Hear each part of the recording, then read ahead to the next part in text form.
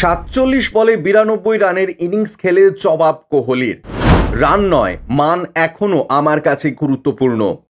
পাঞ্জাব কিংসের বিরুদ্ধে ৪৭ বলে ৯২ রানের ইনিংস খেলেই সরব বিরাট কোহলি। স্ট্রাইক রেট নিয়ে সমালোচকদের বিরুদ্ধে আবারও মুখ খুললেন।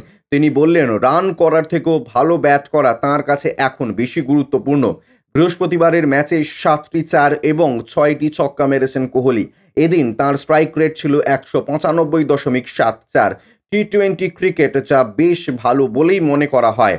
সমালোচকদের বিরুদ্ধে সুর চড়িয়েছেন কোহলি। ম্যাচের পর তিনি বলেছেন, এখন আমার কাছে রান সংখ্যার থেকে ব্যাটিংয়ের মান বেশি গুরুত্বপূর্ণ। হঠাৎ করে নিজের খেলা পরিবর্তন করতে পছন্দ করি না।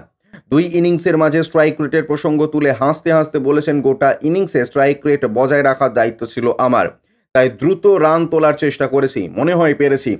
সকলেই দেখেছেন পিচে যেমন গতি ছিল না, তাও আমি আর ক্যাপ ডুপ্লেসি রান তোলার চেষ্টা করেছি। তাছাড়া নতুন বল খেলার সময় পিচে দুরকম গতি আছে মনে হচ্ছে। প্রথম দিকে সুইং হচ্ছিল, ২৩০ বা তার বেশি রান এই পিচে ভালো বলে মনে করা হয়েছিল আমাদের।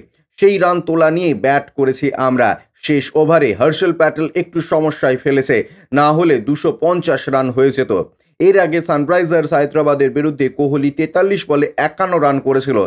তাঁর খেলার শেষে ২৫টি বলে একটিও ৪ বা ৬ মারতে পারেনি। তা দেখে তাঁর সমালোচনা করেছিলেন সুনীল গাভাস্কার।